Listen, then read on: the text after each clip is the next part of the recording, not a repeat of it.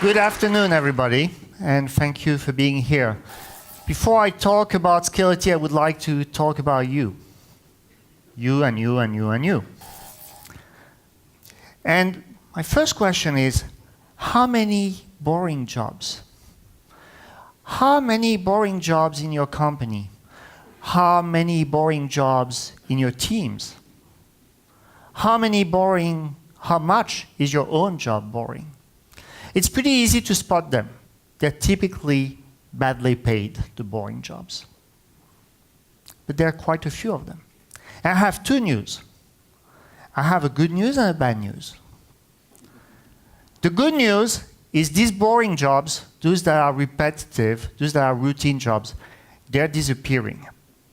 This is a stat from the beginning of this century, and you see that year after year, the red line is below the 0%, which means that pretty much every year, except for 2006, 2007, routine jobs get destroyed. There's less and less of them. Meanwhile, there's more and more of these jobs that are non-routine. And usually, non-routine jobs are more interesting. They're more engaging. They're more fun. By the way, which one do you think grows the most? Is it all the intellectual jobs that we all go to university for, and the engineers and the coders? Or is it the non-routine manual jobs? It's actually the non-routine manual jobs. It's great to be a plumber these days. It's great to be a hairdresser. These are manual jobs. They're not routine. You need to adapt what you're doing every time you see a new house or you see a new head. And this is actually what's growing, even more than the non-routine intellectual jobs. Now, what's the bad news? Well, the bad news is pretty bad. I'm borrowing this slide from Jonathan MacDonald. For those who were here last year, he spoke to us last year here in Germany, different city in Berlin. And he also was in Chicago a few weeks ago, and I was fortunate enough to be there and to listen to him. And it was a pretty powerful speech for me. He talks about the digital transformation. I've been touring the world in the past 12 months talking about digital transformation, but usually I'm the one speaking. That day I was the one listening. It dawned on me that as much as I was speaking about it, I was actually not really thinking about the impact for the team that I'm leading. We keep talking about it, but do we really realize what it means for our team? We're all in the IT industry. We're all at the forefront of the digital transformation. We kind of take it for granted that we know that we are the ones changing the world. And doing this, we don't necessarily notice that we're the ones being changed. Possibly. Many pieces of what we do today is going to get changed. So the bad news is, if you don't take the right steps, whatever your role is inside your company, whether you're the CEO or whether you're on the support desk, your company may not be a big company 10 years from now, 5 years from now, maybe 2 years from now, depending on what industry you're on. Jobs get changed. They get changed because the world is changing, and they get changed because essentially AI is taking more and more of the jobs. That's what I was saying in Berlin last year. It just has made a lot of progress in the past 12 months. The school teacher, that's a job that's several hundred years old. Well, actually, 1,000 years if you go back to Aristotle. The role of the school teacher is completely changed. It used to be the one who knows. Now everyone knows more than a school teacher just by clicking on Google or Quant. Okay, so what's the role of the school teacher? Is there any role for a school teacher? We have schools now without teachers. There's a School 42 in Paris. There's a Holberton School in San Francisco. These are schools without teachers. The learning happens through project between the students. What's the role of the teacher? Definitely not being the one who knows. A teacher nowadays who just repeats the same course year after year is a total failure. The role of the teacher is to help the student structure and understand the knowledge, not about transferring the knowledge. The role of the teacher is to be able to teach to a whole new generation that when you search something on Google, it's a good idea to click on more than the first link. Because 70% of them, that's what they do, to just click the first link and they think they have their answer. Well, it may be that the question is a debate. Maybe that the second and third link have very different opinion on a debate and maybe more appropriate, more researched. Healthcare is getting transformed. What's the role of the doctor? Used to be that the role of the doctor was to do the diagnosis and to prescribe some medicine. Nowadays, the reality is an AI does a better diagnosis than a doctor. Does it mean that there's no role for a doctor? No. It means that the role is changed. The role of the doctor is the relationship with the patient. The role of the doctor is to understand what in the lifestyle of the patient may be causing the illness. The role of the doctor is to possibly convince the patient to change something in the lifestyle. And that AI cannot do. The role of the doctor nowadays is more and more on the relationship, less and less on the knowledge. Transport, finance, retail, industrial production, even democracy and government we've seen with the Arab Spring a few years ago, and we're seeing with the various presidential campaigns going around in the world. Nowadays, a presidential campaign is essentially won online. You know, video killed the radio star that was about 20 years ago or 30 years ago. And now there's a new wave of that. And if you're running for president, it's a whole new game. If you play the old tricks that worked 10 years ago, they don't work anymore. Oh, and what about the storage admin? You know that role about creating volumes, counting inodes, making sure you load balance your workload so that you always have the best performance, scheduling maintenance in the middle of the night? That can be completely automatized. And that role also is changing. And if you continue doing it the same way, your company is not going to do well. And these are the things that will take the boring jobs. All the chatbots and AIs of various kinds, more and more sophisticated, better and better at their task. And you're looking at me and you're thinking, well, but this is not for nowadays, okay? I'm going to retire before it happens. Okay, I have bad news. It's now.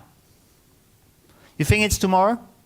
Okay, the Tesla is not such a good self-driving car. It does self-drive, except in long list of occasions. But look differently. There are millions of driving jobs. There's about 2 million of them here in Germany. There's about 1.5 million of them in France. There's 4.5 million jobs driving vehicles in the US. And we always think about the self-driving car for the consumer, for the mass market. But jobs are being changed much earlier than that. This is a picture of an autonomous metro system. That's running today. Just that one killed hundreds of jobs. Well, they were not the best jobs. They don't exist anymore.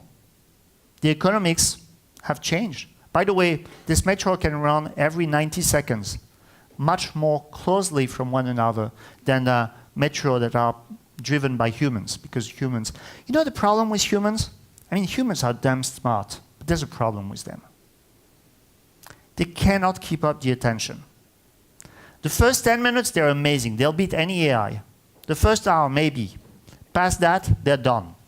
They receive a text message, a phone call, they want to go to the loo, whatever. They cannot sustain the attention. A good automatic system runs smoothly. Okay, the one on the right is the most interesting to me. That's an autonomous vehicle for mining. Dangerous job, and that's an AI-powered vehicle. And that's where jobs are going to be taken. It's not going to be in the most visible yet, but it's going to be many changes. By the way, the photo on the right-hand side, that's a robot and AI-driven surgery. It actually works. And on the left-hand side, in the bottom, that's a 42 school in France, which is engineering schooling without teachers. I can testify it works. we've recruited 12 of their students, and we're super happy. They're amazing engineers. They have no degree. They're not even screened for baccalaureate or A-level. They come with whatever they know. They're trained for 2 years. They get out. They don't have a degree, but they're awfully good. So what do we do from here? Well,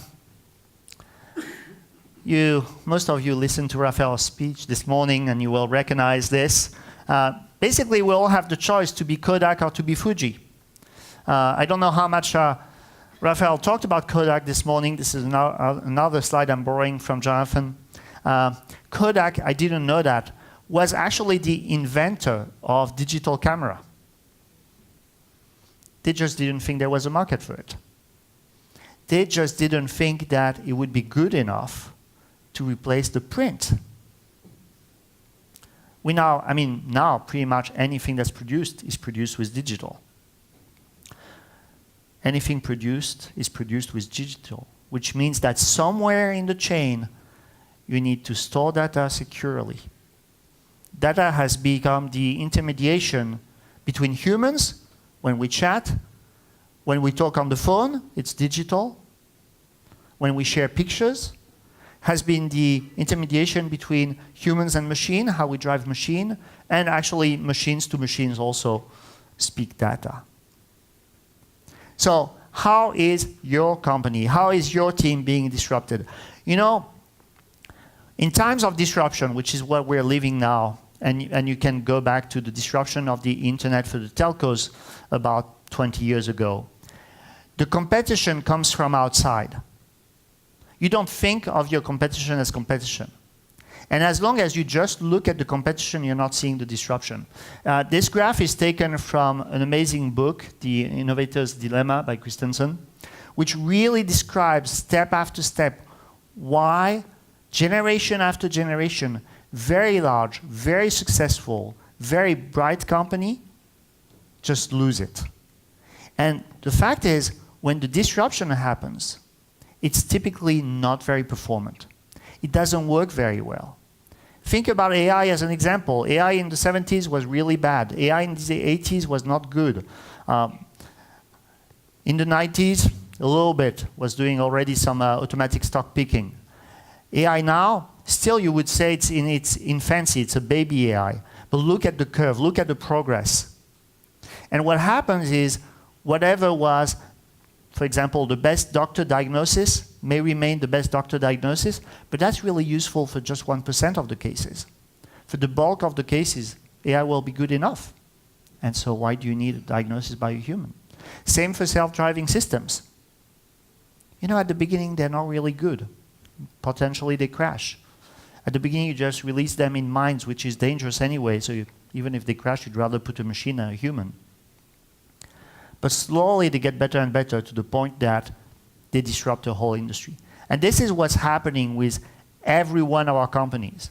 And we're so focused on doing what we have to do because we all have difficult jobs that we kind of lose the big picture. I love this picture. This is a picture taken in New York in 1902. I actually didn't know that New York once had trolleys. What do you see on this picture? Well, you see that many people are using different kind of things to transport themselves. The trolley, obviously, quite a few horse carriage in 1902, and you see various kinds of automobile. The one that's circled in red is actually an electric-powered vehicle. In 1902, there are more electric taxis in New York than there are gasoline motored taxis. Choosing the right technology at the time of change is very difficult. Obviously, the electric taxi went away. They went bankrupt. And it's very difficult now looking back at that time to understand if it really disappeared because it was a failing technology or if it disappeared because the company that was running the electric taxi made some mistakes in the way they were running them. The fact is, the story is there was a big fire that destroyed about 30% of the electric taxis, because they were all in the same location and that location burned down. Obviously, there were batteries. As you all know, batteries are still catching fire from time to time. Have you heard about that? So putting all the vehicle in the same place, well, probably not the smartest idea. And then that was a real problem for that company that owned 1,000 electric taxi to the point that they were not able to maintain the other vehicles well enough, and the electric taxi died off. But it's really not clear, looking back at the story, if it's because it was technologically inferior or if it was because they made a few mistakes in running it. So sometimes what decides what technology will win or not is obviously not based in technology, and we all have many examples of that. Choosing the right technology is not something easy in times of transition, and it can be critical. So let's talk a little bit about cloud. To cloud or not to cloud is not the question. We are in a cloud world. A cloud world meaning a new age in the IT industry, a new age in computing, where the level of automatization is much higher than it used to be. That's what I mean by cloud. What I mean by cloud is a type of infrastructure. It's beyond virtualization. Running virtualization in a large data center, I don't call this cloud. Okay? But look at what the big names, the Amazon, obviously, Facebook, Google, Microsoft are doing. It is automatized to a level that's never been seen before. We all have to do that. And it's hard. This is an enterprise survey. I've put the source here so you can go see it for yourself. 90% of companies want to deploy a private cloud. 50% of the companies that have tried to implement OpenStack as a private cloud have failed. 65% have found the implementation to be extremely difficult. 92% have concern about vendor lock-in regarding their private cloud. I think that's they're rightfully concerned. And 86% point to the lack of skills to explain why they cannot deploy private cloud faster, although they want to do it. The disruption will come from elsewhere. And the disruption also comes from not having the skills. You need to think about how do you get these skills in your organization. How many coders will it take to teach without teachers, to perform a surgery without a robot, to recommend the right item to a customer, what Amazon does daily, to produce millions of cars, where now the value of the car is more in the software than it is actually in the production line.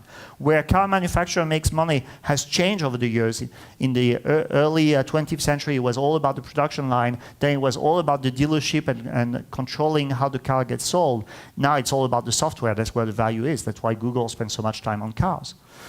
Produce millions of iPhones, cut hairs of millions of people. We don't need coders here. Get elected for president, you bet you need coders to do a campaign nowadays. To make a self-driving car, to make a cloud, you need quite a few. You probably have all read this book. So the data comes from the 70s, so it needs updated, and there was a new version published about 15 years ago. But the premise of this book is, if you have an IT project that is late, and if you throw more people at it, it will become even more late. So when you're thinking about your cloud strategy, and if you're thinking that your team's not moving fast enough and you just double the size of the team, I do not predict good results. And that's why we're here. What we do is provide software for people who want to build storage for the cloud, and we make it easy. That's our job. And we have all the coders. And we've been at it now for 6 years. And it has not been easy. We've done pretty much all the mistakes we had to do to now deliver something that works seamlessly. And you know the Skeleton Ring, which is really our large-scale storage. And this year, thanks to Raphael, I must say, we have released our open source because we do believe in open source and an open standard. It's based on the S3 API, the API of AWS. And it's kind of weird that we're suggesting a very closed API because it's really owned by one company, one of the companies in Raphael's monopoly, as the open API, but we really believe that this is what the industry has standardized on, and it's good to have a standard because now you can find help with many people. and we're offering the API as an open source for free for anyone who wants to develop on it. Thank you.